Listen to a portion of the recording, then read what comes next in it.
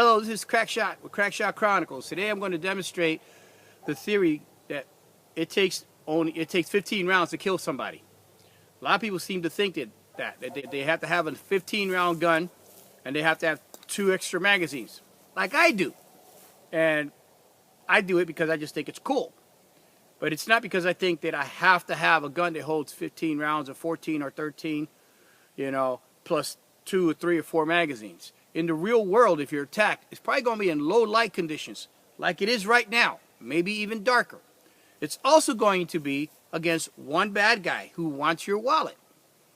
If he wants your wallet, give it to him. Your life is not worth the 10 bucks that you got in your wallet. Now, if he's trying to harm you, that's a different story. If he's trying to actively cause you imminent death or grave bodily harm, you don't have a choice there. He's pushed the situation to a deadly force encounter. In that case, your only thing is to meet him with deadly force. That's all you can do. Equal to, but not greater than. So if he pulls a weapon on me that can kill me, I'm going to put a weapon on him that can kill him. Today I'm carrying my 1911. It's a Springfield Armory 1911. It is loaded, so I'm not going to do anything with it other than hold it like this. I do carry it locked and cocked with a round in the chamber. This thing has 7 rounds in the magazine plus 1 in the chamber for 8 rounds. I also have a spare magazine that, if I can ever find which pocket I put it in, there it is. And this is a Chip McCormick magazine. It's actually designed to hold 8 rounds, so you can have actually 8 plus 1. So what I'm going to demonstrate is that you don't need all 7 rounds to stop one guy. All you need is one well-aimed shot. 90% of the time, that first shot that you do from concealed carry is the one that's going to end the fight. If you miss, it's kind of nice to be able to have a second or third shot. But I'm going to step it up a notch. Instead of shooting one adversary that's trying to kill me, more than likely, it's possible that you may have 2 adversaries that are trying to kill you. That's the worst you're going to get, which means if you have a 5-shot revolver, you are fine. But I'm going to step it up. I got 3 adversaries. All of them want to kill me. And the reason why they want to kill me is because they want my blue hoodie that's keeping me warm because they're cold. So let's see if I'm going to keep them from taking my blue hoodie. So from the surrender position, I'm going to try initially to talk my way out of it. Hey, fellas, I don't have any money. Come on. All right. Don't worry. Put the gun down. Put the gun down. Let me give you my wallet. Here's my wallet. Here. Take it. Take it. I don't want it. It's yours. Just let me go. As he goes to pick up for that wallet, now he's got off. He's already got the gun in his hand. He's bending down to pick up the wallet. The other 2 guys have a knife. At that point, I draw. Hey, get myself in the seat.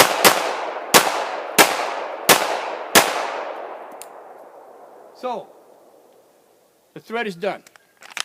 Now, I missed a whole bunch. But, when the bullets start flying, how many of the other 2 are going to stand there with their homie while I lay down lead in their direction? Let's see if they're still standing. I'm going to take this pot over here and walk it over.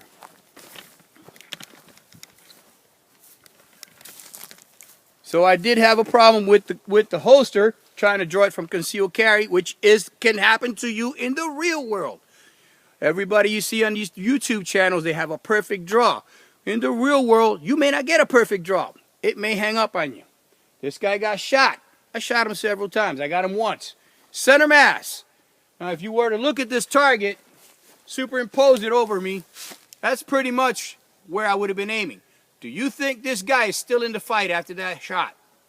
I don't think so. Target number 2. Can you move the camera over there? Target number 2. This is here, right? Now this target is, I actually have it drooping a little lower, so I'm going to adjust myself because assuming the guys are the same size. Look where the target hit in relationship to my body. Do you think this guy is walking around? 45 hollow point right through here. Let's put in this market. Move this out the way. Hit me right here. There are lungs there. There's some very major organs down there. I don't think he's going to be in the fight. Next one on this one. Same thing. I didn't have it set up the right height. Okay? I didn't set up the right height. So I'm going to bring myself down, because let's pretend all 3 bad guys are the same height. So I squat down, and this is my target. This is the vital areas of my shot, of my target. I hit 1 here, and I hit 1 here. I don't know if you can see that. If you could move the camera a little forward so they can see that. Now, looking where that hit on my target, do you think this guy would be still in the fight? Odds are no. The object of a defensive shooting is not to kill your opponent. The object of a defensive shooting is to escape. I lost count how many rounds, so let's count. I've got one in the magazine. Let's see what I got here.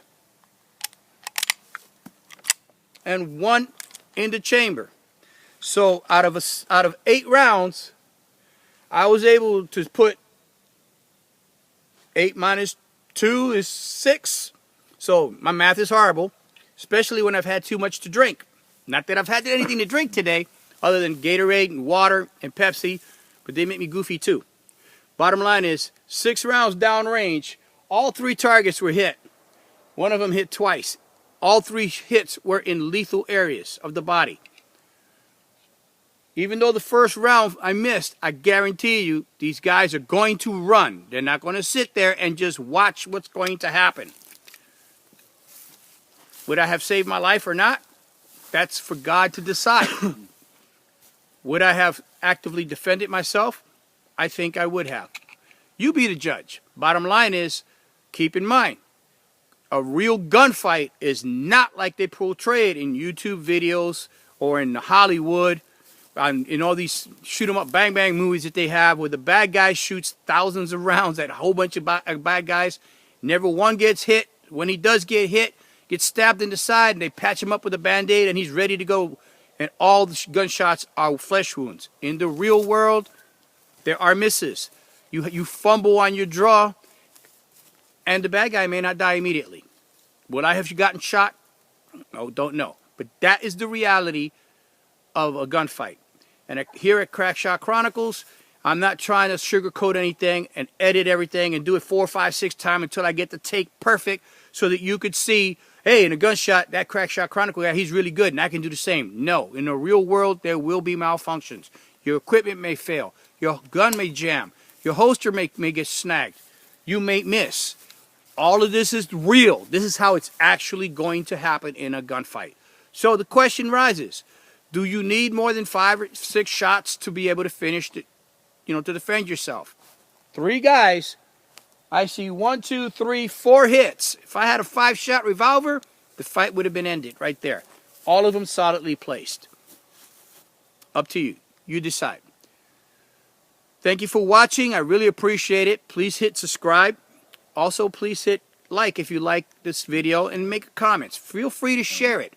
Once again, thank you for watching Crackshot Chronicles. Have a good evening.